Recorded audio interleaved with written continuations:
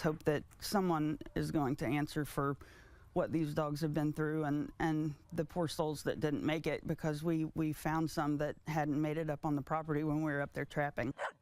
Animal activists frustrated with a lack of action in an animal hoarding case in Spencer County. 5 months after crews rescued more than 30 starved and infected dogs from a Spencer County farm, no charges have been filed against the owner. Wave News reporter Noelle Friel shares why activists say cases like this one reveal a problem with actually prosecuting animal hoarding in Kentucky. Yeah, John, these are the conditions those dogs were in when they were seized from the farm back in September. Many were emaciated, infested with fleas and ticks, and infected with parasites. Others were found dead on the property. It cost rescue organizations thousands to rehabilitate the dogs. There are still more on the property right now, and activists worry their former owner won't face any charges.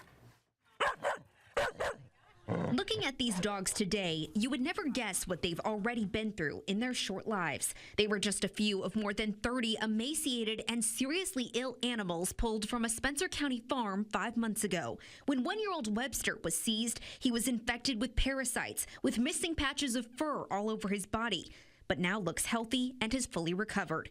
Laurel was skin and bones and missing an eye when she was rescued. Now she's getting ready to be adopted.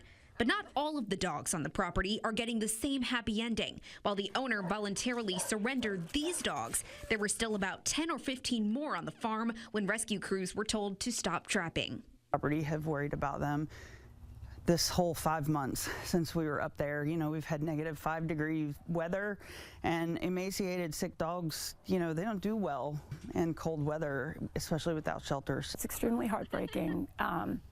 When all that cold front came in and then the snow, we all talk daily about it, and it just breaks our heart that he's being allowed to keep these dogs on the property. Since the owner wouldn't surrender any more animals, crews were told they couldn't seize any more unless he was charged in the case. The activists involved in the seizure fear that after 5 months, charges may never be coming against the owner.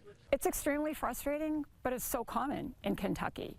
In Kentucky, Ethan's law broadened the definition of animal torture to include wanton disregard that causes, increases, or prolongs the pain or suffering of a dog or cat, including serious physical injury or infirmity.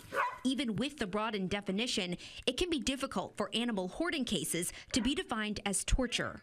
I was told that the conditions that the dogs were in did not meet torture. It's up to the judge and the prosecutors, but you know, it's a matter of opinion. Since none of the animals found were spayed or neutered, activists worry more dogs will continue to be born into the same conditions. Now they're hoping to keep this case in the public eye. It's so frustrating to know that the minute you leave there with all these dogs, they're multiplying again, and he's able to just go on with his life. That's the hardest part, is knowing that no matter what we do, he's still able to keep those dogs. Activists with Kentucky Animal Action say a lack of legislation surrounding cost of care oftentimes also prevents counties from making large-scale seizures like this one. Their organization is advocating for laws that would require homeowners to either pay for the cost of care for animals that are impounded or surrender the animals so they can be adopted. Noelle Friel, Wave News. Well, thank you.